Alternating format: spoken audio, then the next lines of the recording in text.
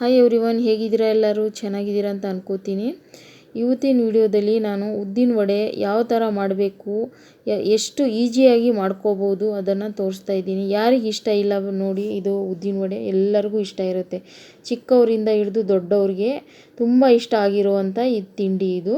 ಇದನ್ನು ಯಾವ ಥರ ಮಾಡಬೇಕಂತ ತೋರಿಸ್ತೀನಿ. ತುಂಬ ಟೇಸ್ಟಿಯಾಗೂ ಇರುತ್ತೆ, ತುಂಬ ಈಸಿಯಾಗೂ ಬೇಗನೂ ಮಾಡ್ಕೋಬೋದು. ಬನ್ನಿ ತೋರಿಸ್ತೀನಿ ಇದನ್ನು ಯಾವ ಥರ ಮಾಡಬೇಕಂತ.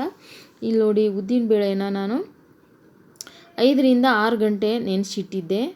ಇದನ್ನು ಈಗ ರುಬ್ಕೋತೀನಿ.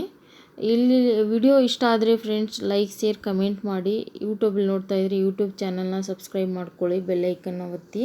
ಫೇಸ್ಬುಕ್ಕಲ್ಲಿ ನೋಡ್ತಾ ಇದ್ದರೆ ಫೇಸ್ಬುಕ್ ಪೇಜ್ ಫಾಲೋ ಮಾಡಿ ಫ್ರೆಂಡ್ಸ್. Thank you.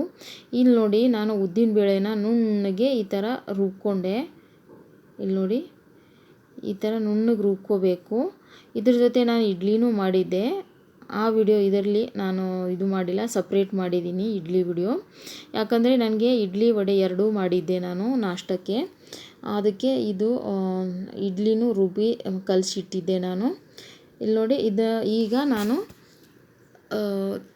ಉದ್ದಿನ ವಡೆನ ಯಾವ ಥರ ಮಾಡಬೇಕಂತ ತೋರಿಸ್ತೀನಿ ಬನ್ನಿ. ಇಲ್ಲಿ ನೋಡಿ, ಈ ಉದ್ದಿನ ಬೇಳೆನ ರುಬ್ಕೊಂಡಿದ್ನಲ್ಲ, ಅದರಲ್ಲಿ ಈರುಳ್ಳಿ, ಹಸಿಮೆಣಸಿನ್ಕಾಯಿ, ಕೊತ್ತಂಬರಿ ಸೊಪ್ಪು, ಉಪ್ಪು ಹಾಕ್ಕೊಂಡು ಇದನ್ನು ಚೆನ್ನಾಗಿ ಕಲಿಸ್ಕೋಬೇಕು. ಈ ಥರ ಹಾಕೋದ್ರಿಂದ ಇದು ಉದ್ದಿನ ವಡೆ ತುಂಬ ಟೇಸ್ಟಿಯಾಗಿ ಇರುತ್ತೆ. ನೀವು ಈ ಥರ ಮಾಡ್ಕೊಳ್ಳಿ ಫ್ರೆಂಡ್ಸ್. ನಿಮಗೆ ಇದು ಉದ್ದಿನ ಬೇಳೆ ರುಬ್ಕೊಂಡಿರೋ ಮಿಶ್ರಣ ತುಂಬ ಸಾಫ್ಟ್ ಆಗಿದೆ ಅಂದರೆ ಅದರಲ್ಲಿ ನೀವು ಅಕ್ಕಿ ಹಿಟ್ಟು ಹಾಕ್ಕೋಬೋದು. ನೋಡಿ, 2 ಥರ ತೋರಿಸ್ತೀನಿ ನಾನು ಇವತ್ತು.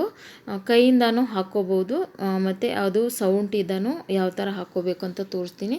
ಕೈಗೆ ಸ್ವಲ್ಪ ನೀರು ಹಚ್ಕೊಂಡು ಈ ಥರ ನಾವು ಉಂಡೆ ಥರ ಮಾಡಿಕೊಂಡು ಮಧ್ಯಕ್ಕೆ ಒಂದು ಹೋಲ್ ಮಾಡಿ ಈ ಥರ ಕೈಯಿಂದ ಬಿಡ್ಬೋದು. ಇಲ್ಲಿ ನೋಡಿ, ಈ ಥರ ಆಗುತ್ತೆ ಇದರದ್ದು ಕೈಯಿಂದ ಬಿಟ್ಟಿರೋದು.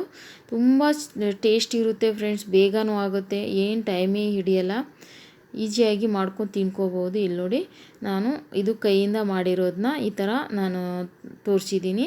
ಇನ್ನೊಂದು ಸೌಂಟ್ ಮೇಲೆ, ಸ್ಪೂನ್ ಮೇಲೆ ಯಾವ ಥರ ಮಾಡಬೇಕು, ನಾವು ಸಾಂಬಾರು ಹಾಕೋ ಸ್ಪೂನ್ ಇರುತ್ತಲ್ಲ ಅದರ ಮೇಲೆ ಯಾವ ಥರ ಮಾಡಬೇಕಂತ ತೋರಿಸ್ತೀನಿ ನೋಡಿ. ಇದ್ರ ಮೇಲೆ ಇದು ನೋಡಿ, ಒಂದು ಸ್ಪೂನ್ ತೊಗೊಂಡಿದ್ದೀನಿ ಸಾಂಬಾರು ಹಾಕೋದು.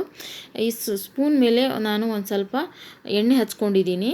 ಎಣ್ಣೆ ಹಚ್ಕೊಂಡ್ರೆ ಸುಲಭವಾಗಿ ಬಿಟ್ಬಿಡುತ್ತೆ, ಇಲ್ಲಾಂದರೆ ಅದ್ರ ಮೇಲೆ ಅಂಟ್ಕೊಬಿಡುತ್ತೆ. ಈ ಥರ ಹಾಕ್ಕೊಂಡು ಉಂಡೆ ಥರ ಇದಕ್ಕೆ ಮಧ್ಯಕ್ಕೆ ಹೋಲ್ ಮಾಡಿಬಿಟ್ಟು ಈ ಥರ ನಾವು ಸೌಂಟಿಂದ ಬಿಟ್ಟರೆ ನಮ್ಮ ಕೈ ಸುಡಲ್ಲ, ತುಂಬ ಬೇಗ ಆಗುತ್ತೆ. ಇಲ್ಲಿ ನೋಡಿ, ಈ ಥರ ಮಾಡ್ಕೊಳ್ಳಿ, ತುಂಬ ಚೆನ್ನಾಗಿರುತ್ತೆ ಫ್ರೆಂಡ್ಸ್. ಈ ರೆಸಿಪಿನ ಒಂದು ಸರಿ ಟ್ರೈ ಮಾಡಿ ನಿಮ್ಮ ಮನೇಲಿ.